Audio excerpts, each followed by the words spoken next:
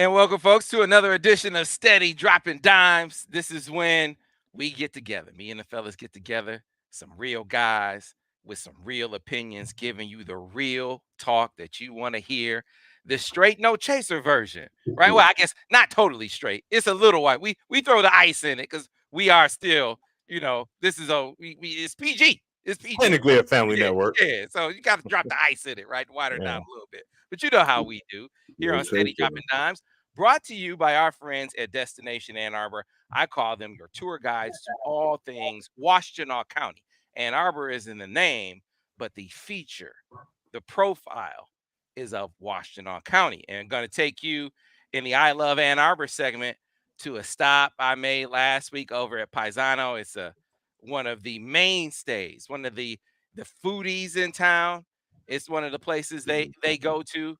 If you love Italian food, it's the place to go. Great. Hey, Paisan! Yeah, there you go. And then of course you got the great wines that they have there as well. We were able to partake in that. I sat down with the owner of Golden Limo, Sean Duval, for a feature that we're doing on him at Paisano, and happen to know the new owners of Paisano as well. So we're going to take you inside there during the I Love Ann Arbor segment. And again, tell you, look, if there's a place, there are places you want to know about. You're coming to town, for instance, for the Ohio State game next month, and you're looking for some things to do around town, places to go, people to see.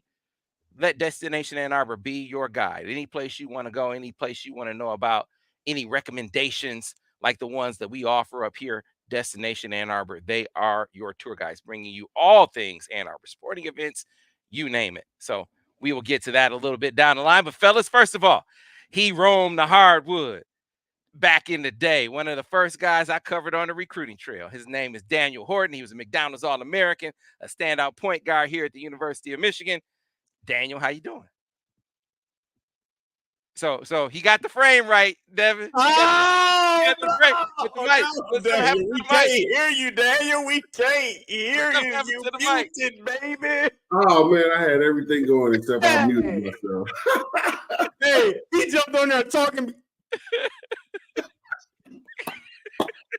No, it's good to be back, man. Another week, another Wednesday dropping dimes, man. Another good day.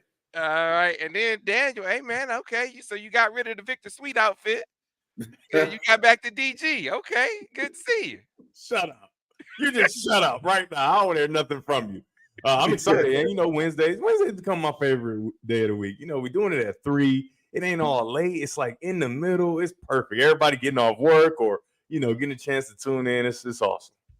Yeah, man, it's a lot to talk about this week. College football, pro football. You see, look, I get a chance to represent my day job. We got to talk. We're talking, not got to talk Michigan. We talk Michigan a lot, but I get a chance when I'm talking about my Lions to be a fan. And right now, we're on top of the world, baby. We on top of the world. You see that? I'm just saying, we on top. See, I had to bring Ben in because Ben can identify with me. My friend, my producer, my Flint Town brother. He can identify with me when I say it is great to be a Lions fan. Isn't that right, Ben?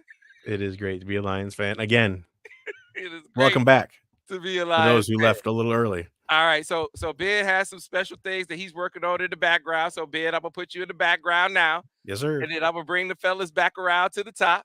So, here we go. All right, fellas, first place Lions team. This squad is looking for real. DG, I said J-Mo's going to make a difference. Now, I'm not even talking about the touchdown, okay? Not talking about the touchdown. I want you to talk about from a quarterback perspective. What having a guy who can take the top off a defense, what it does to open up the football field. Because it feels like it makes Amara St. Brown more effective. It feels like it makes Sam Laporta more effective as well. Yeah, I think so. Having a player who can run really fast, especially if, it doesn't matter. He's at this level, so he can catch open passes, right? So whether he has great hands or whatever, you can't allow him to run freely down the field, right? And so having him for a guy like Jared Goff, who already is an efficient passer, right? He was an efficient passer without that guy to take the top off the defense. He was able to get the ball to Sam Laporta and Amon-Ra St. Brown without a guy to take the top off the defense. And I've talked about about it with you extensively. My favorite concept is dagger, right? Get that guy in the slot or wherever, take him fast as he can down the middle of the field. And if it's there, I'll throw it to him. But usually we don't get to it. It's really to set up the opportunity for a dig or something coming underneath with Amon-Ra St. Brown or Reynolds, whoever the guy may be, and able to make a play and get them the ball. So he is an invaluable piece. And it was so good that he caught that deep touchdown, right? Because now it's not just a guy running down the field. Mm-hmm. That's on film permanently. It's never leaving. It's always going to be there. So every time they play somebody, he has to be respected as a guy that can run through the middle. And I think Ben Johnson even did a good job. He had him. He had a few plays designed to get him open, right, where he doesn't have to be in the situation to make those combat catches. And I think they're going to be able to capitalize on it. But I think his biggest impact is going to be the sacrificial lamb, as I like to call it, to make sure other guys get open. And now you look up at it, and the Lions are tied for the best record in the NFL. The National Football League has the Detroit Lions. Yeah. That's one of the best teams. Daniel can't take it. He's like, Jared Goff, your days are numbered. See, here's the thing, Daniel. See, you seem to be adopting the mindset of those who have casted a narrative upon Jared Goff. See, man, that's all Sean McVay. That's all his doing. Like they got people thinking that, I saw in the Free Press, the headline was, and I let Sean Windsor does a great job, great columnist over there. He said, we need to stop looking at Jared Goff as a game manager. Like his name is Cade McNamara. I'm like, man, he said those words. No, he didn't say like his name was Cade. I'm saying man. like his name was Cade. Oh man. I almost got you started. But that is how people treat him. They treat him like he Cade. I'm like, come on, man. This was the number 1 pick in the draft. Yeah. Like, why are we acting like this guy is a guy you have to coach around? Sam, we want them to say that because I'm just telling you, a lot of teams are lazy, and these players, they look at the internet, and if they keep seeing that, they're gonna keep on letting them, I guess, sneak up on them, if you will. Let them keep saying that. I agree, but the numbers say something else. On passes of 20 yards plus, right?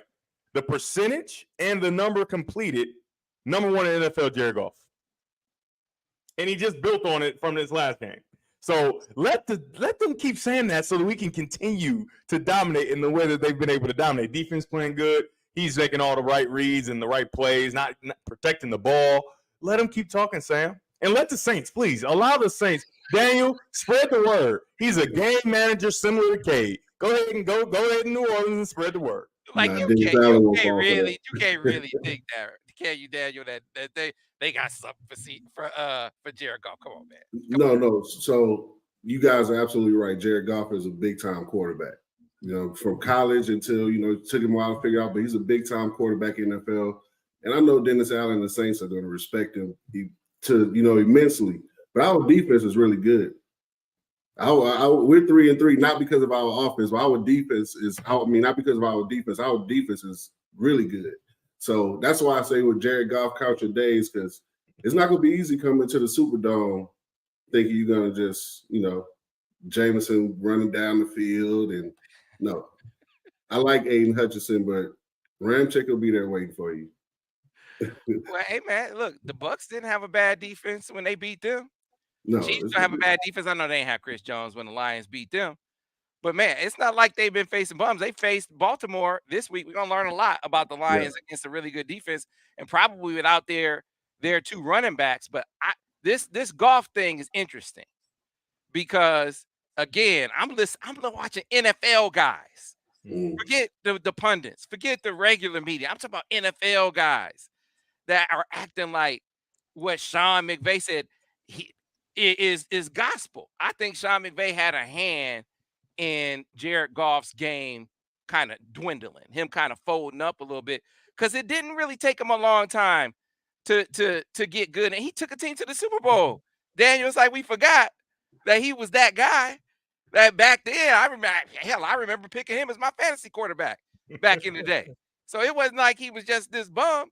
He got turned into one with the Rams based on the coach. And then you had some coaches and the GM rescue him here in Detroit, and his true talent is now rising to the fore. So I'm I'm watching Monday Night Football, and I'm thinking about the guys who they were saying were better, right? Now, I didn't have Dak ahead, but a lot of them did. They had Dak ahead. Hell, they had Justin Fields and Kirk Cousins, and one dude had Jordan Love ahead. All this disrespect. But we'll go with Dak. Like, who are you taking right now? Jared Goff or Dak Prescott? Like, you got to take a quarterback. You got to take one of them. Who are you taking? You know, the crazy thing is, it ain't even close. And as much as Dak's his one up would be his running ability, he don't really use it that much. And the thing is, Jared Goff be moving around now. It's like, wait, Jared Goff, what are you doing? You don't do this. You're not the guy to get on the nakeds and run it. But the one thing that he would have up was his running ability. But ever since the injury, Dak doesn't use his running ability. Now, Monday Night Football, he did run a little more, had a nice touchdown and what have you. But that's not the norm. That's not what he's doing. And I don't think that can last for a whole season. I think what Jared Goff is doing is completely sustainable. Yeah, man. And then so I'm watching Justin Herbert, who I legitimately had. All right, he's ahead. I had Jared Goff as a top 10 quarterback, but I had Justin Herbert ahead of him in the top 10. I'm watching Monday Night Football. I'm like, man, that dude's not playing better than Jared Goff right now. And I'm listening to Troy Aikman. This is one of the great things about watching you quarterbacks, Daniel, break down games. Like, they see things in the moment, and they're like, man, what is he doing? He was like, man, he's late with that football. His first read is the flat, and he didn't go to him. He goes to him late. The pass gets broke up. Like, oh, man, you see his footwork on this pass play was terrible. He just airmailed Keenan Allen. It should have been a touchdown. He's made all these plays Justin Herbert is missing. Now, of course, you got Micah Parsons on the other side, and that plays a role. But if you're a top 5 quarterback, these are plays that you're hitting. And Justin Herbert wasn't hitting. That's not me saying Justin Herbert isn't a really, really good quarterback, a top 10 quarterback. But my point is, I'm watching Jared Goff, and I'm like, man, he looked better than him too. I mean, he was missing both his running backs last week, right? Against a really good defense on the road, first place in the NFC South. Sorry, Daniel. First place in the NFC South, you know, the Bucks. And he went down there and took care of business in their house, man. I'm telling you, now they're talking MVP for Jared Goff. Sam, I think when it's all said and done, Justin Herbert is going to be Matthew Stafford. Immensely talented, whole bunch of stats, keep getting coaches fired, blame everybody else. It's never his fault, and keep paying him over and over again because he's so talented, but never win nothing. That's what it's going to be. I'm just telling you. I've been on the table about it. I didn't think they should have paid him so early, right? Because he still had 2 more years or whatever on his deal. They paid him super early, and I understand the whole talent aspect. Well, Brock Purdy isn't that talented, and that team's amazing. And for what people are saying, Jared Goff isn't that talented. This team's amazing. So all that talent stuff, no, thank you. Only unless you're talking about Patrick Mahomes, I don't want to hear you lead with talent. What is he doing on the field? And is he winning? I think that's my take on it. I think he is Matthew Stafford. And but the MVP talk is warranted. When you got the best record in the league, now he shares it with a few other teams. But if you really look at the games, as much as I love Patrick Mahomes and the Chiefs, I think the Lions are playing some of the best football, especially after what we saw from the Eagles and the 49ers. If you look at every single game that's been played, even the one that they lost against the Seahawks, you know what I memean? That's an overtime game. I think that the Lions are playing the best football in the league. Now, in my opinion, I don't think they're the best team in the league. I still think it's the Chiefs. You can't as long as Patrick Mahomes is playing quarterback for the Chiefs, I won't be saying until somebody beats him that there's a team that's better than him. And I'm not talking about beat him in a regular season game. I'm talking about beat him. You know, I think that they're still the front runners in the best team in the league, but I don't think the Lions are far behind. Here, I think the best team in the NFC when they're healthy is San Francisco 49ers.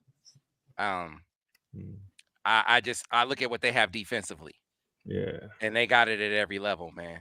They got, and that's what I want to see from them. Now, do I think the Lions can play with them especially as they get healthy, as you know, J-Mo gets more acclimated? I think they could play with them, but I mean, I look at playmakers at every level of that defense, especially, man, those. I mean, you look at them and you think about Bosa, right? You think about that front, but man, those linebackers.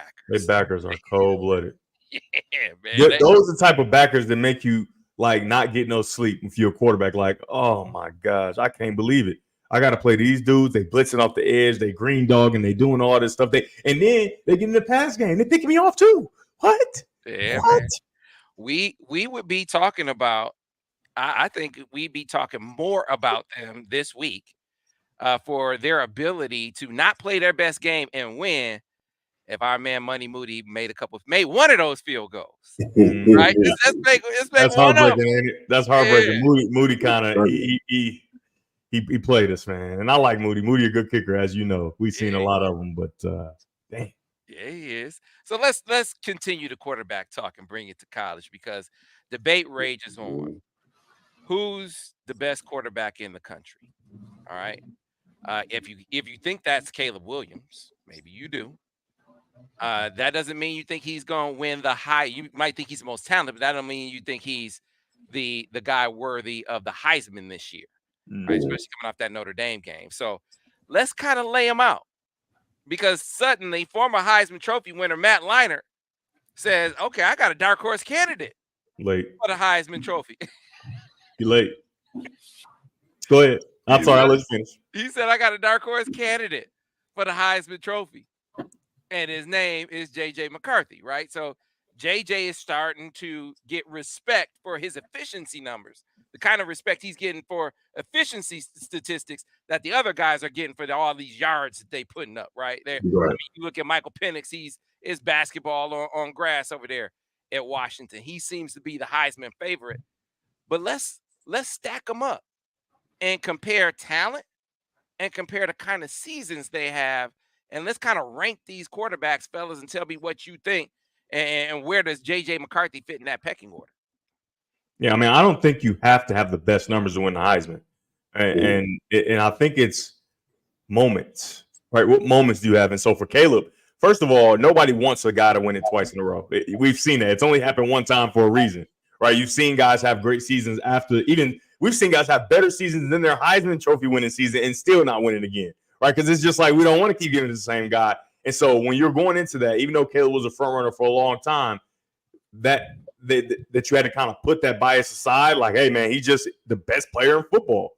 Well, he has that stinker against Notre Dame, so I think there's no chance of Caleb Williams winning the Heisman. I think that ship has sailed because they'll always just point back. That could have been a Heisman moment, and you had an awful game against a really good team, and not a great team, just a really good team. And so I think he's out.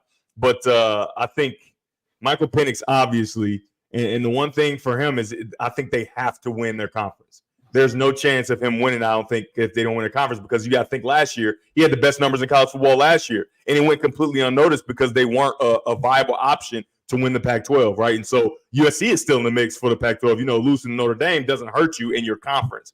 So Michael Penix is going to, I think if he is going to get real consideration, he has to win the conference and be spectacular the way he's been this whole time. And for JJ, remember I told you earlier this week, I bet it a couple months ago, $50. That'll give me $850. Now you go try and put that $50 in, you probably get $53. I don't know. I don't know what the numbers are now, but you ain't gonna get that much, right? So I was just, he's playing really well. I love his improvement.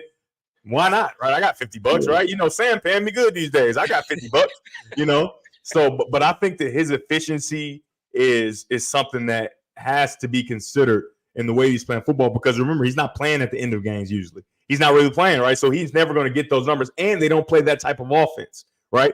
But moving forward, I remember I said this at the beginning of the season, you're going to see him get a chance, especially against the better teams, to really put the ball in his hands and make plays and have all those dynamic Heisman moments that you see from everybody else, But early on, you can't see it because they're just dominating and he doesn't have to do a whole bunch. And I think moving forward, he's going to have more and more on his plate this season. And you're going to be able to see all those primetime games, national televised games. He's going to really show his best effort. And I think that's really going to help him in the vote for the voters. Daniel, I'm curious your take out of region, right? What you hear from, especially down there in SEC country where you live, what the perception is, because I get it with you, DG. Like, you watch JJ every week. You have an appreciation for just how good. I mean, the man is number 2 in completion percentage. He's number 2 in passer rating. He's number 1 in QBR. You saw Ben put up the stats right there. Like, his efficiency is through the roof. Like, the dude is just on fire. Like, if the ball is incomplete, it's like, wow. At one point, he had more touchdowns than incompletions. Yeah. I mean, it's just the stats are crazy, right? That doesn't get the headlines as much as, hey, man, he just threw for 400 yards in the game. Like some of these guys, like a Michael Penix in their offense they run, like a Dylan Gabriel at Oklahoma, who some still think has odds better than JJ. I wonder, are they starting to pick up out of region that, hey, man, some of those inflated stats you see in the Pac-12, right?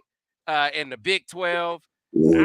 That's impressive, but it's not like it's way more impressive than what like JJ McCarthy is doing in a conference that actually plays defense. No, for sure. And that's one thing that I think last week he gained a little bit more respect with some of the plays he made and the plays he made the week before with him trucking the guy and getting into the end zone and him scrambling out and pitching the ball up the field.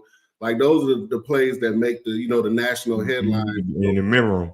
Exactly. So people start to remember, and it's people, minds start to open up that JJ is a big time player. Whereas down here in the South, Drake May and even the Jaden Daniels at LSU, they get a lot of love based on the stats that they put up and the highlight throws that they make to the the receivers that they have on their team. So it's one of those things where like the more Michigan wins and he's put in those positions where he has to play later in the games and crucial moments, and he does what we know he's capable of doing, he'll start to get more and more national attention and national love. But right now, they still seem to be a bit infatuated with the stats from guys on 2-loss teams and guys who are not going to win their conference. So that's goofy to me. Yeah, it's too many good quarterbacks playing on teams that will win their conference and won't lose 2 and 3 games for you to even consider a guy who got 2 losses. This is not. What year was that with Johnny Manziel? This ain't that. Yeah. You can't have 2 losses and get his guy a Heisman. Come on now. No, you can't tell LSU fans that Jaden Davis isn't still in the running for the Heisman trophy with his stats right now. So it's one of those things where you have to just keep winning, keep doing your job, and the cream always rises to the top. He'll get everything he deserves. So look, everyone still has Caleb Williams as the number 1 quarterback. Do you still have Caleb Williams as the number 1 quarterback in the draft? Me? Yeah, I do. Yeah. All right, but most mock drafts have Drake May number 2. Is Drake May better than JJ? I think that it's Caleb Williams, unless Caleb Williams have a few more nights like he had against Notre Dame. I think it's Caleb Williams 1, and then take your pick, right? I think it's 2 or 3 guys. Actually, this is unpopular opinion. I don't really put Michael Penix in that class just because I don't know how he translates to the next level, right? At Washington, he plays with 2 clear pro football receivers, right? And then your third is a guy that contributed a lot for Michigan, right? So that's tough to have that much, firepower. I don't know how it translates to the next level, not to mention the air raid style in which they play. That's just not – I don't think it's transferable to the next level. But Drake May and JJ McCarthy, I think, are kind of the ones, in my opinion, that are battling for that number 2 spot because of the way they play offense, right? The way they play offense is just, it's not really stat driven, right? It's more of real football, driving the ball down the field, putting drives together, completions here, taking your layups, making sure you make plays, not just air raid down the field, big play after big play after big play. That just doesn't happen a whole bunch. Now we see it with the Miami Dolphins, but that's because they have the fastest football team in the history of football, right? That's how that works, right? Even for the Chiefs, who you have the dynamic quarterback Patrick Mahomes, without the Tyreek Hill element, they have some big plays, but it's not just big play after big play, big play. And I think that's why, in my opinion, Patrick Mahomes is even more impressive, because we didn't know, could he be the guy that just puts drives together and do those different things, and he's proven that he can be. So I think that Drake May and JJ McCarthy are at a clear advantage in that number 2 spot over everybody else. So I think it's kind of like 1, Caleb Williams, unless he just falls apart. And then you got 2, Drake May, 1, 2A, 2B, JJ McCarthy, and then a few other guys after that. Yeah, here's the thing, man. So I like Michael Penix a lot. I liked him from the time he was in Indiana. Yeah. Like he's a ball player. I think JJ's better than him in every respect. I think he's a better prospect. I think he's a better athlete. I think he has a better arm. And for Michael Penix, he used to be not quite the athlete, but he was very close. But all the injuries, I don't think he can be that type of dynamic athlete anymore. Yeah, JJ is, so he's a better athlete. He has a better arm. He is in a pro-style offense, which Michael Penix is not. Michael Penix will be 24 years old as a rookie. He not that far off of Hendon Hooker. Yeah. So I mean, there are just a lot of things, and that's not to disparage him. I'm just comparing quarterbacks. Yeah. Drake May is interesting. He certainly has the statistical load that will please a lot of those teams. The thing that will ding JJ, if anything, is volume. And that might be one of the things that could be part of the calculus when he decides whether to go or to stay. Because I'll say again, I've been saying this for weeks. It's not a foregone conclusion that he goes to the NFL. Yeah. Not a foregone conclusion. Like, coming back is on the table. So keep that in mind as well as these. And if it's looking like they are not going to have him top 10, like his talent maybe suggests he should, then that might be part of the formula to come back. So, but we'll see. We'll see how it goes. Those mock drafts keep happening. JJ still has some big games coming up against Penn State. Listen, when he plays with Penn State, and if he's dynamic and does what he's capable of doing and does basically what he's been doing all season, I'm just telling you, some mock drafts will have him the number one quarterback. Because it's like everybody's just waiting. Okay, we get it. You're completing passes, you're rating, your efficiency, you run around, you do all this stuff. You even got the little highlight flips and point and go and throw and all that. And the talent. We know it. Rolling left, throwing back. We know you got it. Against who, though? Right? So that's what it's going to be. Against who? Now you get a chance to play at Penn State where everybody thinks so highly of them, especially on defense, right? They're ranked so high mostly because of their defense. People aren't looking at their offense and salivating and saying, man, that Penn State offense, even though they do like the young quarterback, he's not doing a whole bunch, right? And so you get a chance to get down on those guys. I'm telling you right now, you heard it here first, plenty of mock drafts are going to say, especially because of what Caleb did, and if Caleb is even close to pedestrian in his next game, they're going to say, I think JJ's our number one guy. Will it be true? Whatever, but people are going to jump on the bandwagon as soon as they can, as soon as Michigan is dominant against a team that is highly ranked as Penn State. He was up to number 6 on the last mock draft that I saw. You think he comes back? He's gone if he's number 6, right? Well, so I'm going to say another thing that I've been saying as it relates. So I've been talking about NIL as it relates to recruiting, right? Kind of saying to the people who that have the deep NIL pockets, like you got the number one quarterback in the country right down the road at Belleville, right? He's getting recruited by everybody. And I know they don't spare any expense in the SEC. I know they don't spare any expense over there in Boulder, Colorado, which we got to talk about. We got to talk about it, right? They don't spare any expense. So if the NIL money cannon doesn't fire for him, I start to question whether the NIL money cannon, how big the cannonballs are. Yeah. It might be BBs and not cannonballs shooting out of there at that point. Now, I'll take that to an even higher level with JJ McCarthy, because I got to tell you what if it costs you $5 million to get him back? What if? I'm just throwing that out there as a number. Give it to him. Ain't it worth it? Ain't it worth it? 100%. Yeah. $5 million. Hell yeah. Yeah.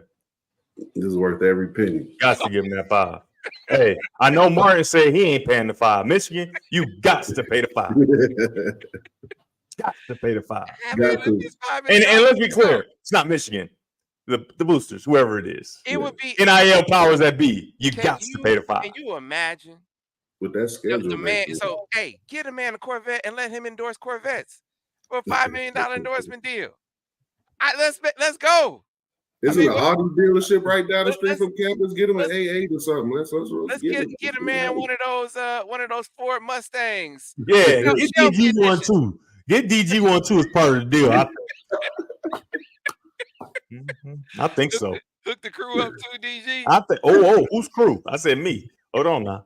Don't you dare jump on this, Sam. No, Sam, you can get a ride. You can ride with me. I'm sorry. Hold on now. And because it's a Corvette, we can't all ride at the same time. But Daniel be down in Texas. So when you come up, Sam, you got to get in the, you slide to the left, let Daniel get a few rides. But this is me getting in on that. Right. You're right. You ready to take Reggie Bush's spot? I should have known. I forgot. So you're right, DG. Let's get DG a deal too. But yeah, get that man a Forrest Shelby contract and let's go. Let's make it happen. And that's the kind of thinking that I think from a business perspective you need to have. And that's the kind of thinking that gets him back in Ann Arbor. But potentially, not definitely, but potentially.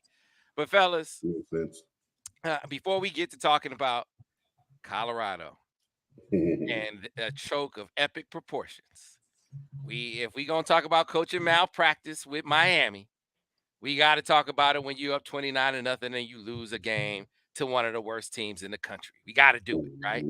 As painful as it might be.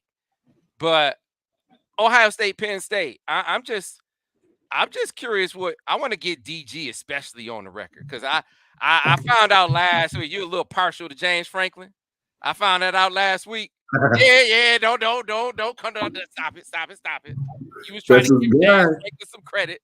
This man who was what, like 2-20, like he might be worse than that now against top 10 teams in his career. Like this dude, his numbers are terrible against top teams. I'm talking about for his career.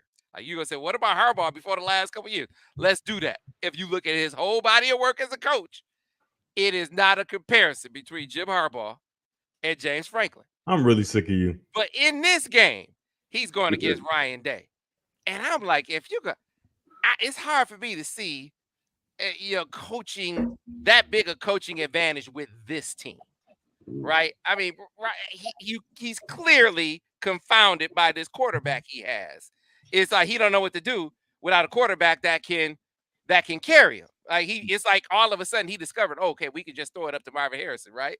Like they just had that revelation last week. So how do you see this game going? Two teams who have offensive lines that are struggling, two teams that have quarterbacks that are not quite living up to their hype as 5 stars, and you got Penn State on the road. What do you see happening in this game? I think Ohio State wins the game, and I'm not the score guy. I'm not the, hey, what's the score going to be, all that garbage. I'm not the better. I don't know, over, under, whatever. No, I don't know about all that. All I know is who's going to win, and I'm usually right. So I think that Ohio State will win this game, and I've had the luxury this week because I got Illinois, Wisconsin, and Illinois played Penn State. I've been watching a lot of Illinois, right? Trying to figure their offense out and how they play. And one of the games is Penn State. I was actually watching it earlier today, and they play a lot of man. And they really love Caleb King. And Caleb King played at Detroit Cast Tech, should be a Wolverine, but we won't talk about all that, whatever. So they love their secondary. You don't like him now. He called the man Caleb. Caleb King. I'm tripping. But anyway, King, one of the King twins. They love him, and he's gonna probably be a first rounder. Yeah. And don't cover him. I don't want to see them make him cover Marvin Harrison Jr. because that grade might go down. Because I've already said how I feel about Marvin Harrison Jr. And this is no slight to Caleb King, who I think is a dog. I think he's if not the best quarterback corner in the country, one of the best. I just think Marvin Harrison Jr. is just that good. You got to double him. But I think they feel confident enough in their defensive backfield that at least at the onset, they're going to start off for a decent amount of time playing a man-to-man, and that's going to be trouble. And now you're going to allow Kyle McCord to get in the groove, right? Feel good about himself, complete some balls. And once a guy, no matter how good you think a guy is, if a dude get in the groove, you can't stop him. It's LeBron Game 6. Similar, we're about to talk about Colorado. That receiver for Stanford, he ain't never going to do that again. But he got in the groove, and he couldn't be stopped. It is what it is, man. That's how sports works. When you feeling yourself, you can't allow it. And so Marvin Harrison Jr. is going to be who he's going to be. But if you allow Kyle McCord to get in the groove and feel himself, they got a lot of weapons all along. And I think they might be without Emeka Egbuka. That don't matter, right? Carnell Tate. It's an embarrassment of riches at Ohio State. And so I just think that Penn State will not have enough.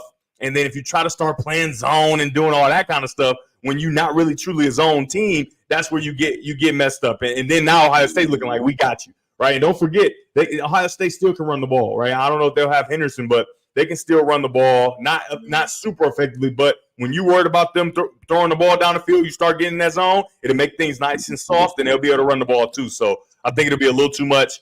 I don't think they're going to blow them out, right? I think it's too big of a stage for both of these quarterbacks One of them has been on a big stage, but the young guy for Penn State hasn't. I think they're going to protect him early, but I just don't see Penn State being able to play man against these guys consistently, and it looks like that's what they like to do. See, I don't think they're gonna be able to run the ball. Ryan Day, he could say that we're my guys are tough, and it's not about his players being tough. Yeah, he got some tough players over there. It's about him not being tough, his scheme not being tough. The man, the man soft. The man, he perm his chest hair. DG, I'm just saying. I'm just giving you facts right now. So you're saying you know for a fact he perms his chest hair? Perm his chest hair, DG. Man, what? Ultra perm his chest hair. He got NIL deal or something like that. What? Diet too, DG. Just for me on his chest. I mean, he had. You talking about he had the hamburger meat all out. We were at the Under Armour camp. Hey, man, you saw it over here? This is not the ladies over here, man. Why you? You saw it? Ryan, they got his shirt on. Hey, nah, he didn't have his shirt off. He just had his shirt on. So anyway, man, you was real sexy that one day on Monday Morning Quarterback too. So don't be talking about just him now. You had your button all the way down. It was no buttons when I was in there. It's all I'm saying. The old 80s Miami. Wow. AK said he has the Soul Glow chest hair. He has the Soul Glow. That's crazy. So now you know I got to bring the music. Now, don't let Michigan win. Oh my God! If Michigan win, are you talking about when they play Ohio State? When they play Ohio State, you thought it was bad last year, Ohio State. You thought it was bad last year. Woo! I didn't even prepare last year. I just showed up. I've been thinking about it now. Oh, it's gonna be way better. But anyway, who you got, Sam? Why you talking crazy? Who you got? You got Penn State. You got Ohio State. Man, just leave the man alone. My point is, it's not going to come down to him being that offensive line is not going to be able to push Penn State's defensive line around. I just cannot see it. Can they protect Kyle McCord long enough for him to throw the ball up to Marvin Harrison is what it's going to come down to. Both of these offensive lines are challenged. You look at those two tailbacks for Katron Allen and Nick Singleton. There were people who were saying they were the best running back tandem in the country. They were. Neither one of those backs has a rush over 19 yards this year. Neither one of them. And so it's hard not to look at the offensive line as a contributor to that. And then you throw in Drew Aller, who you know is something personal in this game from Medina, Ohio, and Ohio State kind of is like, nah, we good on you, brother. We good on you, right? So you know it's personal, but he hasn't been able to put up the stat. He's not even trying to throw the football down the football field. Now that might be coaching. But again, it's hard not to look at the offensive line as a contributor to that as well. To me, what it boils down to is which offensive line is going to hold up the most. Remember, Penn State, they're leading the nation in sacks right now. But Ohio State is at home, and they got Marvin Harrison out there. And Emeka Egbuka is supposed to be back. And Trevion Henderson. Hey, they might not be able to run the ball consistently, but if he just got to get loose once, like he did against Notre Dame, right? So it's hard for me to say this, but I might think that the perm chest hair might have the advantage in this one. Hard for me to say. What's wrong with you? Like if you got to compare him and James Franklin, like if they were like in a living room recruiting guys, I might pick James. But you got to actually coach the game. I think, much as I hate to say it, I'm leaning Ohio State. Daniel, you are sick. I'm curious what you think. You got a pick in this one, Daniel? Yeah, I'm going OSU in the low-scoring, old-school Big Ten football game. I'm not really impressed by either quarterback. Both defenses Ohio State defense has looked a little better. Penn State defense has been pretty good the last couple of years. Like you said, if both offensive lines are struggling, I'm trying to see where the offense is going to come from if they can't block the other team. So I think it's going to be a low scoring. Take the under. Devin says he's not a betting guy. I'm a betting guy. Take the under. Ohio State. You know, one thing that's I think is going to hurt Penn State is kind of the one thing that you stated, Sam, is the personal aspect of it, right? Kind of did you dirty. You from Ohio. You want to play there. And I don't think he's developed enough in his journey as a quarterback, I guess you could say, to even have that chip on his shoulder and really want to do what he want to do, because he just, you know what I mean? He just haven't been able to do it just yet. And so you go in there playing all angry and trying to prove a point. Now we got issues, right? Now you're throwing the ball getting tipped. Other guys is touching it. They got a different uniform on. He ain't been in an atmosphere such as this. The whiteout is cool, but they're on your side. Going in that horseshoe, I've been there a few times. It's great when you make a big play because I'm talking about it gets so quiet. Like, oh my goodness, where did everybody go? Oh my gosh. But when it ain't, when it's third down and it's getting loud and it's cold a little bit, and it can be tough. It can be tough. So I think that's going to work against them if he comes out with that chip on his shoulder, like I'm home. I want to prove I should have been your guy. He got to stay within himself. If he doesn't, it's going to get ugly. All right. So we need to pause for the cause, which is our friends at Destination Ann Arbor, who make this show possible. That's who brings you Steady Dropping Dimes, your tour guide to all things Ann Arbor. Certainly coming up with suggestions for us when we go on our I Love Ann Arbor tour, but made us stop, or the My Ann Arbor series that we do, which is a separate show where we go around to our favorite spots. Last week, I had the great opportunity to sit down with a good friend of mine for a shoot that we were doing with our friends at Golden Limo. It's another sponsor of Droppin' Dimes. I was sitting down with the president and CEO, Sean Duvall, and he said, let's go over to Paisano. And that happens to be the place that we went this weekend, Ben, for the I Love Ann Arbor segment. Do you have that great intro ready? Can you drop it for the people? I love Ann Arbor. I'm talking about the splash screen, because I feel a certain kind of way every time I see it. All right, here we go.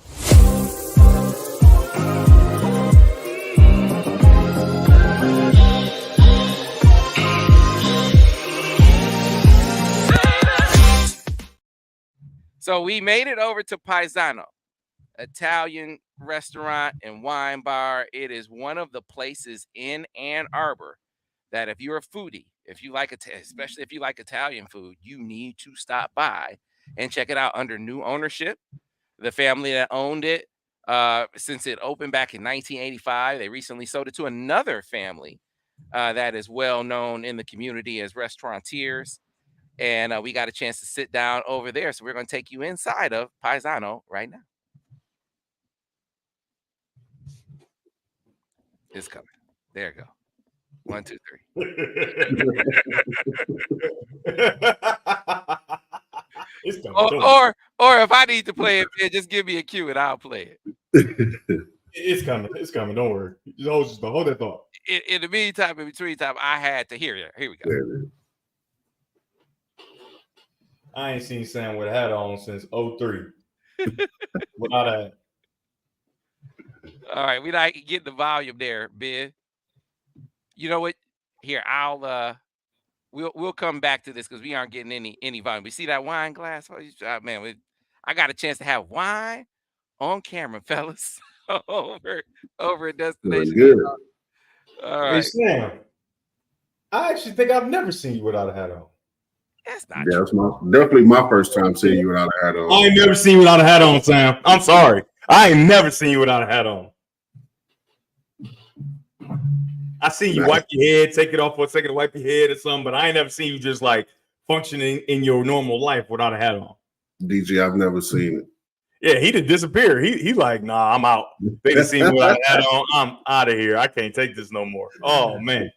But at the Michigan basketball golf event last summer, right? Sam showed up. He had a hat and a jacket on. I'm like, damn, Sam, do you see I've what? never seen I ain't gonna lie to you. That's me. I just got 2 new black sweatsuits.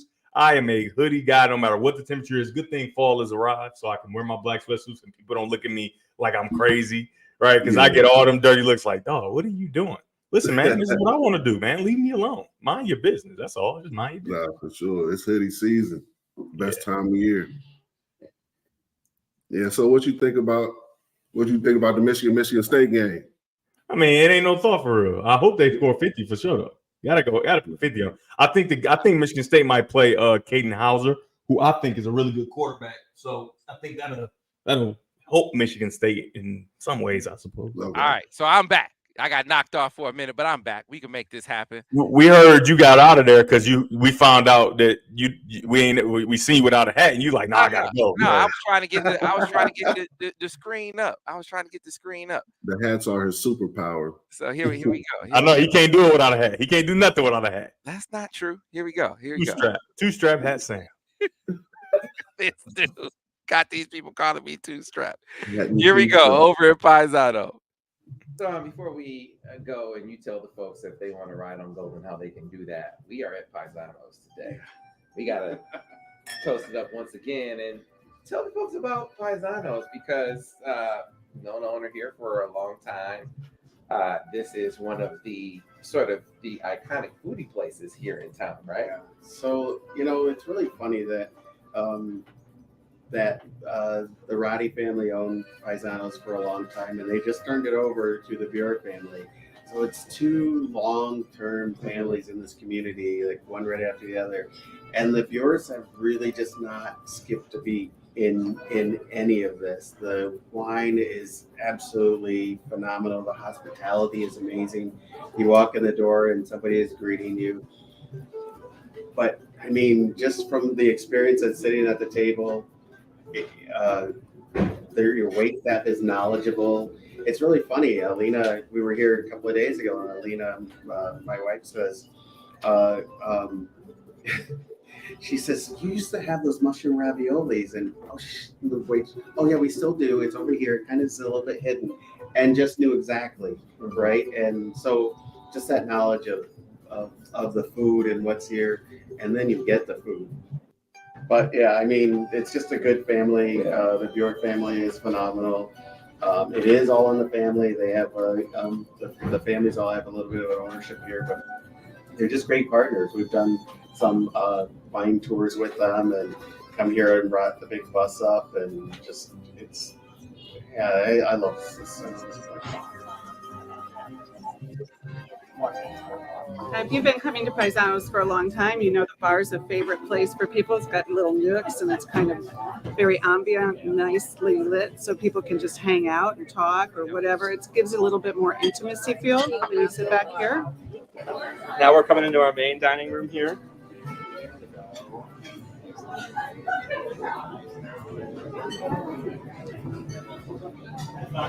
As you walk through the main dining room, you can see we have a variety of tables and big enough for many different parties. We're able to reconfigure tables to suit your large party.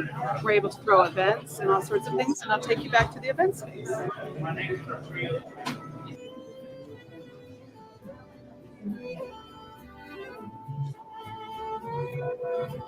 So as you can see, we're set up for a really nice rehearsal dinner tonight. We got 65 people in for Brandon and Courtney. I think it's going to be really great. We got the room all set up special for them.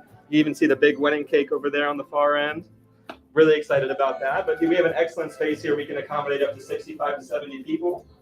And very flexible room. We can pretty much configure it however you want to make it special for you.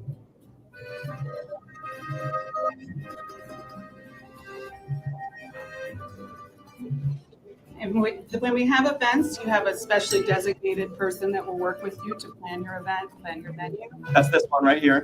That is me. And I love people who celebrate and enjoy life, so that's a perfect fit for me. I get to be part of people's greatest, memories and fun events, and it's wonderful to be a part of. And so let me just say, I've known Melissa forever. She is so cool. She is a great, great friend. She knows her wine. So this is the best place to be, right? For someone who knows their wine. The wine was great. We had some wine earlier. So I need to know, what's the best thing? Like, if I want to come to Paisanos and I say, the one thing I got to have on the menu would be what? Surprisingly, I'm a huge pork chop fan, but this tomahawk pork chop we have with guanciale and spicy apples is just bringing fall right into the mix. Okay. Beautiful fall flavors. Yeah. All right. I think we should give it a shot, Lance, before we get out of here for sure. All right. So I heard a lot about the chicken parm. Absolutely. Can't go wrong with chicken parm. It's a standard, a favorite. My brother, he will never come here and not have chicken parm. Yeah. So your hours of operation and location, we'll get all of this in the video, but for folks who are just listening, your hours of operation and location. 11:30, and we stop. It's 9 o'clock, but we do stop service at 8:30 usually, unless we have a very large party like tonight. And I imagine that they will be here for quite a bit. Yeah, as long as you're in the doors before 9, we will most definitely serve you. But 11:30 to 9 Monday through Thursday, Friday, Saturday, Sunday, 12 to 9. Right. And right here, I mean, you think about the location, right off the expressway. No easier place to get to. Yeah, you don't want to deal with that downtown parking. Right. You don't want to deal with that traffic down there. We got a really large parking lot out back. It's perfect. Right off the highway, really easy to get to. Yeah, Paisano. One of the great things, it goes from one family who is like a long time in the community as far as being restaurateurs is concerned to another That family, was right? the really beautiful thing when we decided to purchase it was Mike was deciding how he wanted to sell the restaurant, and he was very particular about who he sold it to because he wanted his legacy to continue. I myself have known Mike Roddy since he owned the Red Bull. Mhm. So it was a really big honor that he trusted us to come in here and do that. And before we bought the restaurant, we came in for 3 months and learned everything from ground up from Mike.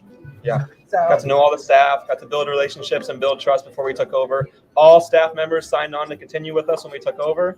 And we just passed our 90-day mark a couple of weeks ago, and it's been going really well. We're all super blessed to be able to work together as a family, and just a tremendous opportunity, and we're so lucky to be able to carry it on. And I heard we have a Monday morning quarterback fan over here. Is that right? Absolutely.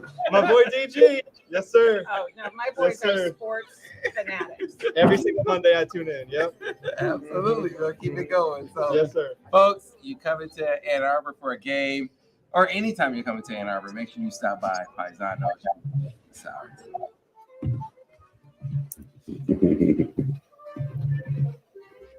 Man, I can't get away from DG. That's my I can't boy. get away. I can't get away from DG. You I was- dang right you can't. They was hey man, they was calling me 2 straps around town. That's I right. walked in to Paisano and was like, "Where's Devin? Where's Devin?" I was like, "Man, Devin works, Devin has a job, kind of. right?" It's like, my man, hey, can I get a And shout tell out? him I pull up on him. You know, I love me some nice, you know what I mean? Little Paisano. Yeah. You get the VIP treatment, DG. You go up That's right. there, they're fans. right. They're That's right. fans of DG. So again, I had the fettuccine Alfredo. It was outstanding. It was I out. like some fettuccine Alfredo. Did you have what did you have some shrimp in there, some chicken, or you just went Chicken, all just chicken. I had the chicken in there. So Okay. and then Lance, who was running the cameras that day, he had the chicken parm, right? And that's the pork chop. That's the pork chop. That was the feature. She said if you come there, you have that. That's the chicken parm. And so yeah. Lance had that. Oh, And yeah. then here comes my Alfredo right there. Oh yeah. It was outstanding. The Alfredo Oh, was yeah. great. So check it out. So Monday morning quarterback right after we going there. Or, wait, we doing Monday morning quarterback there next week? Wait, well, what did you say? I we- thought I just said that. So I told people we're going to be taking you inside Ann Arbor, taking you to the places in Ann Arbor. So this could be a place that we go. So again, folks, this is not the last time that we're going to give you an authentic Ann Arbor experience like that. Be sure to check out Paisano when you come to town. If you live in town, you probably already know about it, right? But these are the kinds of experiences, the places to eat, the experiences to have. You can have your map to all of those things by going to Destination Ann Arbor. Ben, if you can give me the QR code real quick. I tell people all the time there are tour guides to all things Ann Arbor. You're looking for where to go, where to stay, what events are coming to town. This is your resource. Destination Ann Arbor. I love Ann Arbor. Drop the track one more time, Benjamin.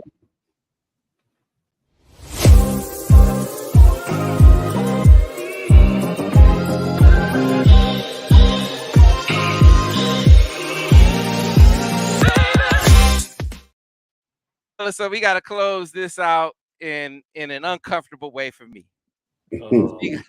We got to talk about some guys that Some I've belonged to coaching my- malpractice. Yeah, coaching malpractice. If we can Some talk about it, announcing malpractice too. yeah, we got to talk about both. So my wife has become a Colorado fan. All right, and it's because of Deion. I mean, it's Man. like, it's like when the Fab Five was. It's the closest thing I can think of. I mean, the Fab Five. Everybody around the corner. I mean, you go to whatever neighborhood in the country you went to, because they represent us, right? It represent people that look like you. Like, man, they being themselves. They represent all of us. I think I'm a Michigan guy. I think I'm a part of the team. It feel like that's what it was like. That is what it was like. I remember telling somebody like it was like the guy who grew up across the street from you is playing for Michigan. That's what it felt like, right? So that's kind of the feeling that a lot of Black people get watching Colorado, right? So you wonder why is it suddenly you got fans popping up all over the place? That's why. Yeah. That's why, right? So she's a Colorado fan all of a sudden, or at least she's watching the games. And Colorado is up 29-0 at halftime. I can't remember what I was doing, but the television got turned. I had to get ready for the morning show the next day. She's taking me because if Golden Limo is not coming to take me to the game, my wife is taking me to the game because I'm there all day. Yeah. And so she before she dropped me off, she said, "Did Colorado win?" And I said, "They had to. They were winning 29-0, and Stanford is terrible. Like they suck, right?" I got on the air. They start talking about the games, and they said, "Unbelievable! Stanford upsets Colorado," and I'm sitting there like, I felt like Reggie Bush not doing my research. I was like, "Man, how could I not look at my notes? How could I not look at my notes?" Why you always bringing Reggie Bush in this? Leave him alone. He is at home with his children, enjoying his life, and you just pick away. But this is bad, DG. To lose that game it's bad. What can you say? It's awful. I mean, and the thing is, like, there's no excuse, right? There's no excuse for losing 29 or losing a 29-point lead after halftime, especially against a team like Stanford. However, I mentioned it earlier in the show. If you watch that, I didn't go to sleep. I watched the whole game. Me too. You watched that game. Colorado, people say, why you don't just run the ball? They did run the ball. And the fact that they ran the ball because they can't, while you're trying to waste time, you're also sacrificing first downs, right? So they ain't getting first downs. They putting the ball right away. That's the same as just throwing every play, in my opinion, right? So they're not able to manufacture a run game. They're not able to, because even though Stanford's a bad team, up front, they're still much better than Colorado. Like, they were physically better than Colorado up front. It was just attracting to those first 29 points, and they couldn't stick with their receivers or whatever, right? So they try to go to the run game. And so I think that took some of the steam out of what they do on offense, and it gave some confidence to Stanford. And I think the turning point in the game was like a 97-yard touchdown. They throw just a slant route. The DB falls down. He takes it 97. So that's the quick score you need, right? You got to have quick scores when you're trying to come back from that kind of deficit. And I don't know what happened after that long touchdown. That dude became Jerry Rice mixed with Randy Moss, mixed with whoever you want. Antonio Brown, he was all of that in one and could not be stopped. When I tell you, they were looking and throwing slants. They tried 3 different defensive backs on him, and the last one was Travis Hunter. So, that's your last resort. When you go through 2 DBs and then you bring Travis Hunter, you're like, all right, we can't stop him. And he couldn't do nothing either. I said, they're going to lose this one. Yeah. You know what I mean? And guess what? That receiver, I can't remember his name. It was a tough name to say. He will never, probably, most likely, never play like that again. But when you get a 97-yard touchdown, you're getting fed the rock no matter what. They bracketing you. They trying to W. They still give you the ball, and you can't be stopped. That's what happens, man. You get in the groove. That's why you can't let a bad team get in the groove. But no excuse, man. You still got to figure out a way to win that thing. All right, so here's the thing, Daniel. You comment on this because you coached. They lost this game at halftime, man. They lost that game at halftime. The game was over as far as they were concerned. Yeah. And the biggest, he's putting up 99. Rubbing it in there, Ben. Rubbing it in there. Like with weird probability. I just knew they won that game. So they were in the halftime locker room. Shedeur Sanders. He's the team leader, right? He's the quarterback. He's the coach's son. He's on his phone, on Instagram, selling his merch on Instagram at halftime of the game. Daniel, I mean, they thought the game was over, and they came out and got. What do you do with that when it's the coach's son and the quarterback, the team leader, that's doing that at halftime? You playing a dangerous game. Like when your son is the team leader and the quarterback, and he's allowed to do those things. Imagine what the other guys looking at, thinking like, well, you let Shador do this. So how can you hold everyone else in the locker room accountable? Like seriously, and the leader, your son, the quarterback of the team is doing stuff like this. So it's one of those things where they have to take a step back, rein in all the egos, rein in all the hoopla and fanfare, and get to work. Like it's one of those things. Like you can't, like the videos, the media hype. No matter how many people outside of Colorado love you, they're not gonna be in between those lines strapped up with you. No. So those guys they have to really take these 2 weeks and figure out who they want to be. Do we want to be flash and dash, or do we want to be? And everybody made fun of Dan Lanning for saying like built on substance. Mm-hmm. Everybody like, oh, what is he trying to say? No, he was absolutely right. They haven't put it. Colorado doesn't have enough time on task yet as a group to be. Hold on now. He got booed out the year before here. I don't think he got enough time on task himself. No. But maybe not him as a coach, but his players as a group. Like the program. They've only been together for a couple of months now. So like I think they need to rein it in a little bit and focus on getting better every day, and they'll see the results that they're looking for. Like we know that Deion's going to build a special program, right? But you can't skip steps. So I felt like watching that game, like you said, at halftime, and then even with some of the post-game speeches, it seems like they're almost skipping steps or trying to skip steps to build a great program. And we know watching Michigan and Harbaugh and whoever else build a program, you can't skip steps. Yeah, I think the real issue is, Deion's bravado and his personality. You got guys, and so people think Deion is just this dude that was just gifted, which he's very gifted. But Deion was a worker. You talk to any coach that's ever coached Deion, the hardest working player on the team. Now, once the work is done, he play harder than everybody else too, right? He built this persona and whatever. And it's like the kids are becoming the persona, and they putting the cart before the horse. The work, and I'm sure they've worked. I don't want to act like they haven't worked, because you don't beat TCU, you don't manhandle Nebraska, who's getting better. Actually, they got a new quarterback playing a little better. You don't dominate those teams and whatever without work, right? Especially when, like you said, they just came together. So there's some substance. There's a lot of work. But once you start to feel so good, and I think the worst thing to happen was to be so close to USC without your guys, without your other son, who's a safety, who's very important on defense, and without Travis Hunter, you lose to USC by only 7 points. That's the worst thing that could have happened, because now you're looking at yourself. You after getting beat up by Oregon like that, you humbled yourself like, dang, we ain't that yet. We ain't. But then you get in that fight with a half-loaded gun, and you do that. You're like, well, maybe he is there then. You know what I'm saying? You got all these people on the sideline, everybody here. We might still be that. Big Noon is here, baby. We are that. And so then you get a chance to, move forward in the rest of the season. And I just think, like you said, they got to get back to work. They got to humble themselves and know that bravado that Deion has, we don't have that yet. We haven't earned that. He's earned that. He's earned that as a player.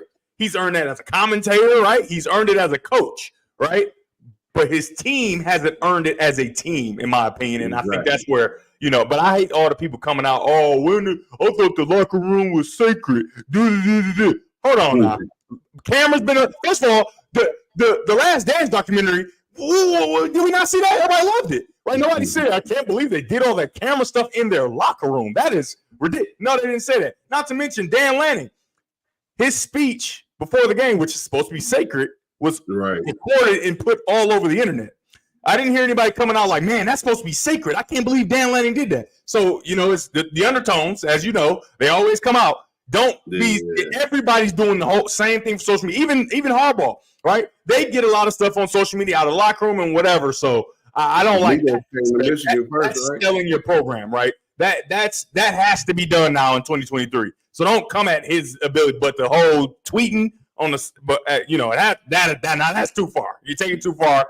And obviously, I don't think he tweeted it. right? I'm sure somebody from his team tweeted it, which it came from your He profile. was on the gram. They people actually see him on Instagram, you know, doing his hey, here's my merch on the gram. Yeah. I don't think he did it. I don't think he posted it. But that's why you have to kind of keep it control with college kids, right? Because it can go too far, right? At the end of the day, Shador is what, 20, early 20s? Yeah, early 20s. So, you know, you let that hoopla get too big, you never know what might happen with these. And then up 29 with big hoopla, I mean, you feeling real good. You know what I mean? You know, it's one of the things that you gain an appreciation for when you get on teams or when you cover teams is you realize that what works for one guy maybe don't always. This is one of the things that I had to learn to appreciate when it comes to trash talk. Like everybody doesn't handle that the same way. Like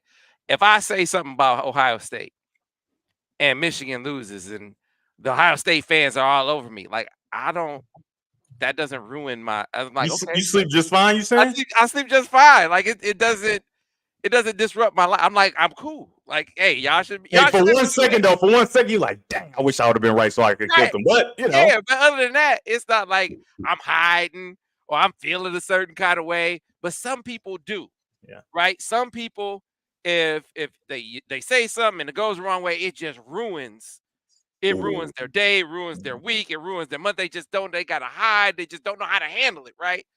And so when you're on a team, you gotta have an appreciation for not everyone reacts to things the same way. And so I can look at maybe Shedeur Sanders can be on his phone at halftime and still be focused on the game. But everybody else, that's not everybody. Everybody can't do that. Yeah. And so the problem for him as a team leader is, okay, you gotta project. You got to project the image that you want all those guys to follow. If all those guys can't handle, all right, I could be on my phone, I could be on the ground, I could be doing all this stuff and still go out there and handle my business on the field. If all of them can't handle it, then you can't be putting that image out there for them to follow, right? Or be putting that image out there that reflects upon them too. And some of them can't handle that kind of scrutiny. So the point is, Daniel's right. I think there some of that they might have to rein that piece in. Like, hey man, look, we can't be on the phone at halftime of games. We can't. Yeah, I think you're absolutely right, and I think that comes with growth from Shedeur because you got to think about it. He is his dad's son, right? Same personality, the way they walk, they both legged the same. They just got a little arrogance to him, but he's worked extremely hard to become the quarterback he is, and which is clear. He's an outstanding quarterback. But you play quarterback. Your dad was a cornerback. So even though Deion was a leader in some form or fashion, you're not looking to Deion to set the example as far as behavior off the field and things like that, right? Or behavior at halftime. Nobody's checking to see what the cornerback doing. Right, they know he's going to be man-to-man on the island, probably not even playing the actual defense. He just, hey, you guard him over here, and we'll play defense over here, right? He's almost like an individual player, like a tennis player, right? He's almost a tennis player out there by himself doing his job as a retirement, all these different things. As a quarterback, you're the quarterback, just like, you know, like people say Barack Obama, he ain't doing enough for black people. Well, he was the president for everybody, right? You the quarterback for everybody. He the corner for the defense. You the quarterback for the coaching staff, the trainers. You the quarterback for the offensive line, the defensive line, the DBs. You're the quarterback for everybody, right? And so you can't be isolated doing your own deal unless somehow you bring them along. And one thing you do not want to bring them along on is tweeting at halftime. Like you said, everybody can't do it, right? So I think that's something he'll have to learn as a leader of like, okay, I can have this same confidence, but I can't quite be my dad. I can't be that because he didn't play the position I played and he wasn't tasked with the responsibility I've been tasked with as a leader. All right, that's one of the things where you have to look at it where, like, the coach, like, where do you, like, instead of trying to figure out where you draw the line, like, we're not going to do it. Like, as a coach, I feel like I don't want to sit here and spend extra time trying to figure out where we're going to draw the line. Okay, we're going to allow this, but we're not going to allow this. Or we're just going to not allow any of it and focus on what we're here to do. So that's how, you know, that's how I would approach it if I was coaching the team. Like, we're just going to, hey, let's put a cap on all of the fanfare and the hoopla and celebrities and get back to work. So, fellas, you guys are sports commentators. You're sports commentators, right? Yeah, you are. You're officially opinion I guess, man. givers and drivers, and I mean, you're on camera, right? And so there are things that you can say and do off air that you can't say and do on air, right? I don't want to do this. Let me just say, I don't want to do it either. But we gotta keep dropping dimes. I don't want to do this. We gotta do it. This would bother me. Like I just said, I don't care if Ohio State or Michigan State fans say anything. There are times where I'm like, oh, that's hurt me. That's hurt my soul. Yeah, man. Just drop the track. Drop the track. Yes. Are you saying that there was some commentating malpractice? That's what you said? I'm saying that Desmond's people let him down. That Desmond Howard's people let him down. So you making Desmond Justin Herbert. You just gonna blame everybody else. Here's Desmond on game day right here. Go ahead, Ben. Hit play. They have a tremendous amount of trust for Michael, what he's been doing on the field. He's built relationships with the players. I tell you what, he's dealt with a lot of adversity to get here. He's grateful to be Washington's quarterback, and they know that every time he takes the field, he's going to bring that big Phoenix energy. He's going to bring that big Phoenix energy. He's going to bring that big Phoenix energy. Yeah. That's right, Harry. Let's go, baby. I've been pronouncing his name wrong. Hey, no, let the rest play. This is the problem. This is the problem. I think you got it right. That's love that, baby. They have a tremendous amount. So no, we can stop. No, we can. Pat McAfee set him up. Didn't he? Did he? See, Dan, you're picking up what I'm putting down. Now, two things that I gotta say. Oh, Lord have mercy. Where is the producer? Like these kind of bits. Like I go over when before we do the show, and I missed you last week, Ben. I know we had some stream problems this week. Getting there. That was my fault. I accidentally unplugged the camera from the computer. It's my fault, right? I moved the computer, camera came out. But last week, I didn't have my producer. It was like I was trying to do a bunch of different things, but we run things by the producer before we come on the show, right? And the producer tells you, this is a good idea. This is a bad idea. No, don't do that, right? That's what the producer is there for. They're supposed to help guide you. You might think something sounds good, and the producer is like, don't do that. His producer didn't do that. And then to compound matters, to make them worse. You said, wait, I've been pronouncing it wrong. Oh, man, come on. See, we would have had words. We would have had words because on the air, I got your back. Like, DG, here's the thing. DG, even when you wrong, you right. Daniel, I don't be wrong, really. I be telling my wife, like, when we're in public, hey, you wrong. Hey, even when you wrong, you right. In public. Then we'll talk about it when we get home. To be clear, I'm not wrong very often, but okay, whatever. You was wrong about James Franklin. But anyway. You got to throw that United front in public, though. I know what you mean. But you know what I'm saying? And they just, oh man, they stuck the knife in on Dad's last week. Don't you think? I thought that was wrong. Now, should he have done that? A lot of what you do on a show like that is do the people get the reference? And I don't think the majority of that audience got the reference. No. And so now they just think he's on television being lewd, right? He wasn't being lewd. He was, And so in his defense, well, I don't want to say in his defense. It's excessive. And I'll just say this. Michael Penix does have shirts that says Big Penix Energy, but his name is Michael Penix, right? And so it's not vulgar in any way. It's just pronunciation is just not very vulgar. And if you get it, you get it. And if you don't, you just don't, right? And for a person that don't understand the reference, is they just see, big Michael Penix Energy. Okay, Big Penix, he's strong. He's making plays for us. And people that do get it, they're like, that's fairly clever. It was like when Hunter, when Hunter, he had his shirts, he had Big Dickinson Energy. There we go. Right? And I remember you get it. I remember when he did it, Daniel. I was like, ooh, I don't know. I mean, I don't know. Borderline, but that's not even a reference to play with. The real issue for Desmond was the pronunciation. And then, you know what I mean? It sounds like you're saying something very vulgar. Kids are watching this. And if you say, so for me, I wouldn't even have gone with the Big Penix Energy because No. I just don't. I don't want to do that. You know what I mean? And then my other issue I'm not referring to another was the lack of rhythm in the club. What are we doing? Daniel, I mean, Devin, get off my guy, man. Get off Dad, you supposed to be one of the Get off my guys. guy. Ain't no way you can't find the beat. Get You off my created guy. the beat. Hey, see, you being excessive. He Being created excessive, it. DG. You Being know that excessive rhythm right was way now. off. Come on. You being excessive. Stop. He shouldn't be on. He shouldn't be on national TV trending about another man's penix anyway. That's crazy. That's Yeah. crazy. Y'all taking liberties with my guy right now, and I'm about to start crying.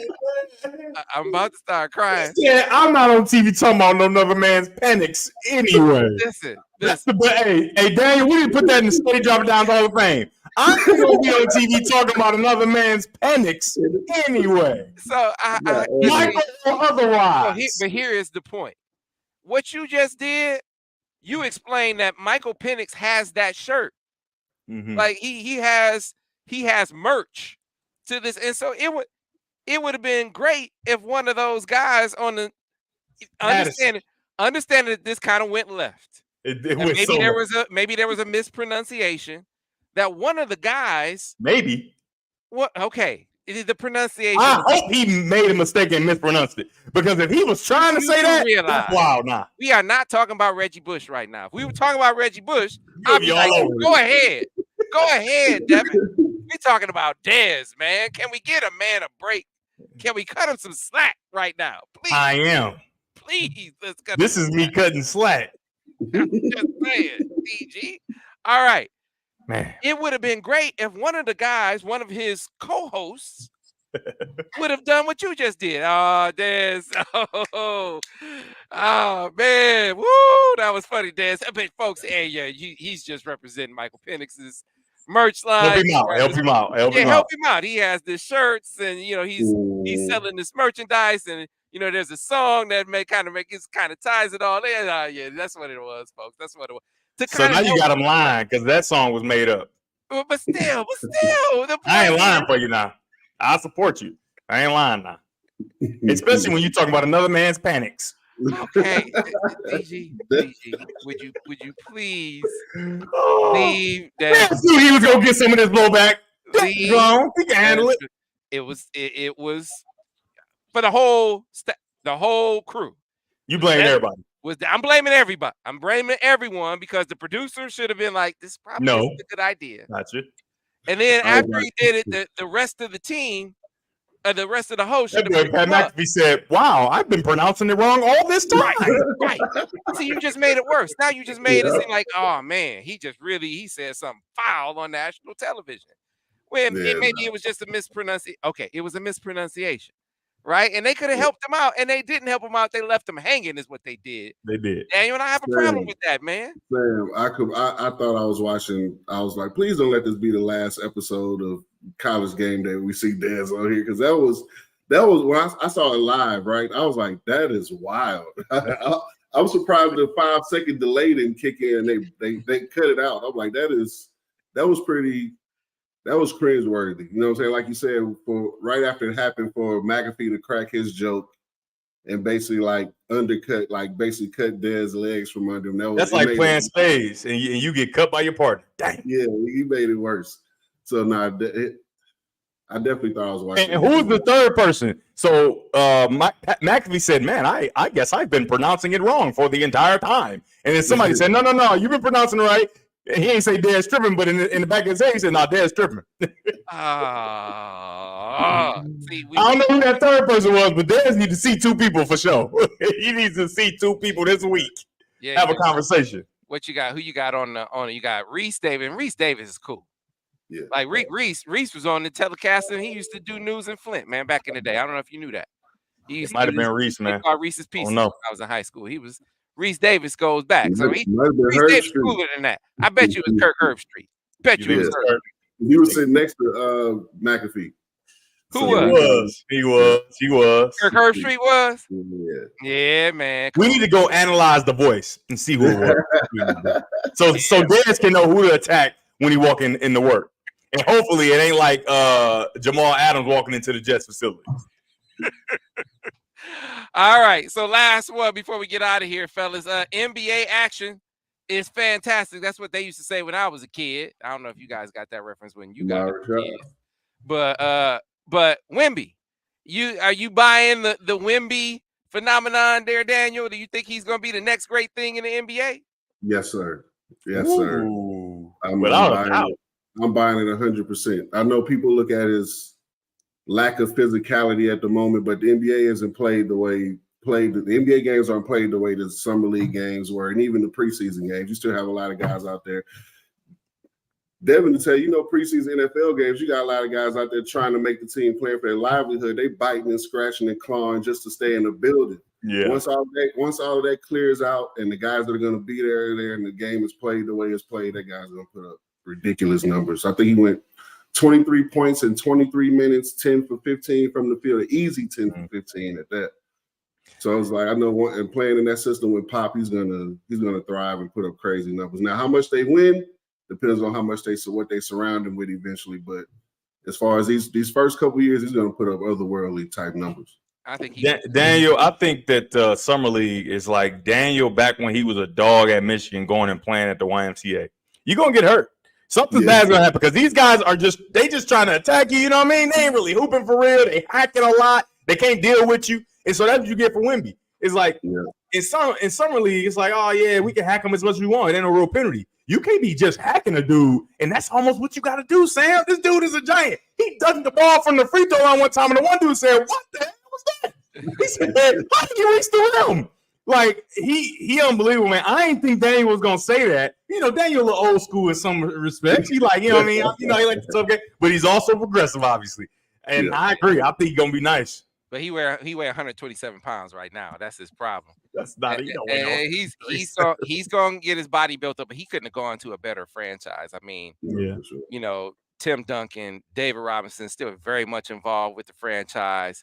Sean Elliott's still around. They've kind of wrapped their arms around him in the center. And so the spotlight is NBA spotlight, but it's subdued, right? I mean, the Spurs are the only show in town, but you can be like a regular dude. I go to used to go to San Antonio every year.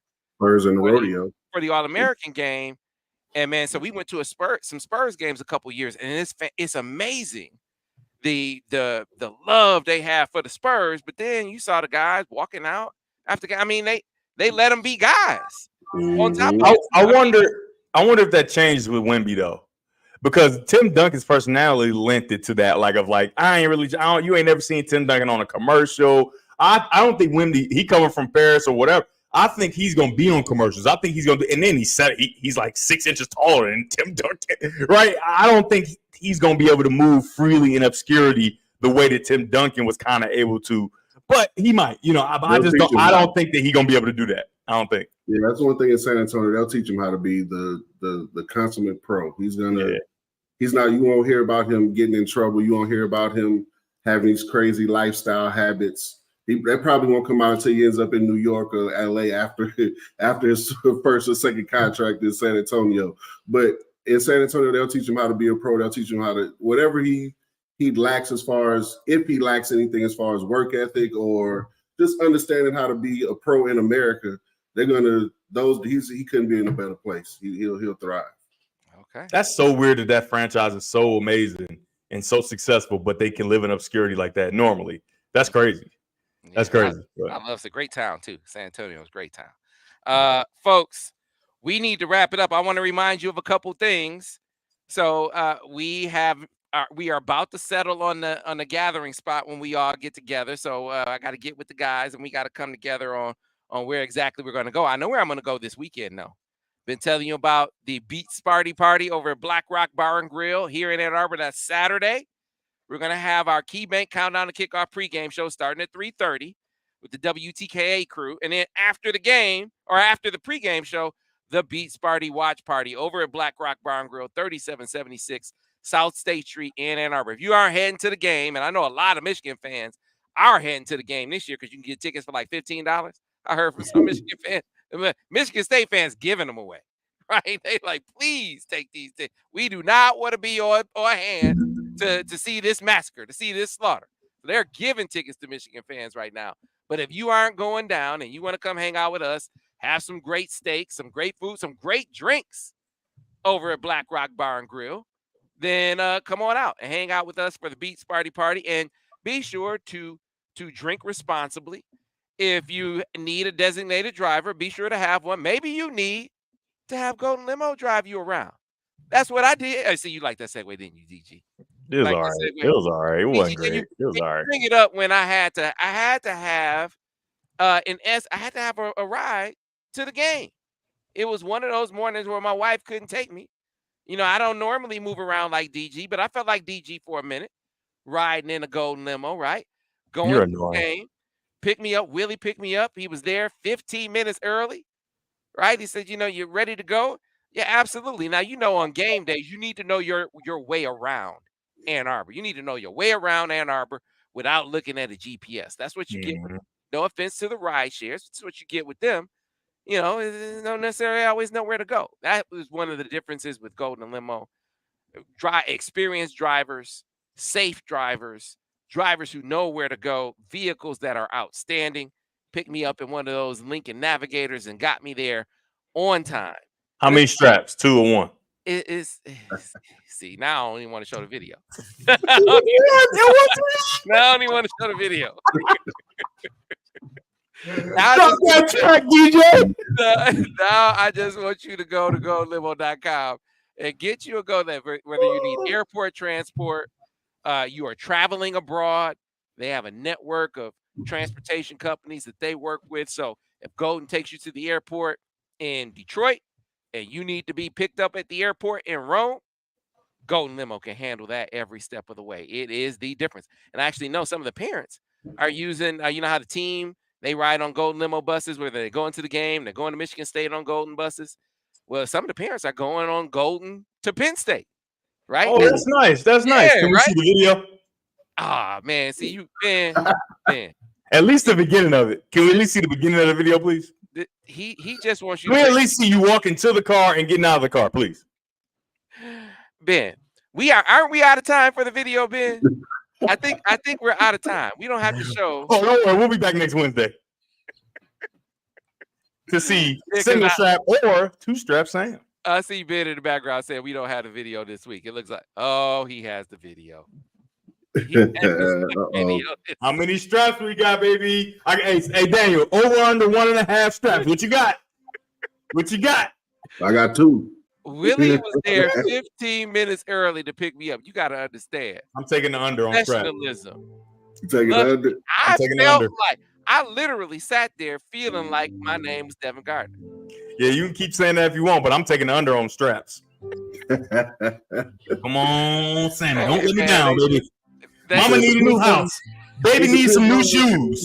And you need some teeth. Hey, you got these people in the stream. You got these people in the stream talking about show me that strap. See, you know, he got all this. Okay, the whole scenery of the Ann Arbor. That's cute. We want to see you. How many straps? We got bets going on, okay? How many straps? Daniel took the over. I took the under, 1.5. What we got in the chat? What do you got? 1.5? What do you got? What's the over under? 1.5. It's informal, so I might be wrong. I think he got 1. No, you already put your bet in. If he was carrying equipment, it would have been 2. Hey, when GG your bookie, ain't no reneging. You already put your bet in.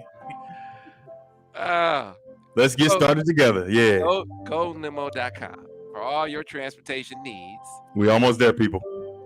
They can be met by our friends at Golden Limo. Whether you wear 2 straps or 1. Oh man! Now when you get out, you can't have it 2 straps on when you get out the. Hey, Sam, we don't need your input. Thank you, though. I appreciate it. You already told us you won. You got 1. Here we go. Here we go. The moment we've been waiting for. I see you, Willie. I got 3 hats like that, and this is one of my favorite hats. Is that a golf bag?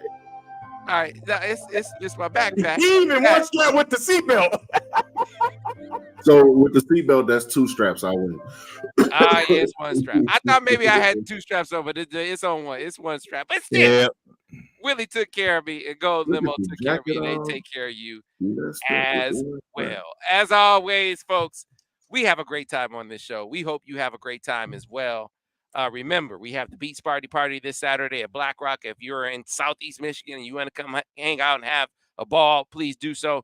And the Droppin' Dimes crew, we're going to do our own thing with our friends at Destination Ann Arbor coming up sometime in the next month or so. So we'll keep you posted on that as well. Until then, be sure to join us next week on the next edition of Steady Droppin' Dimes.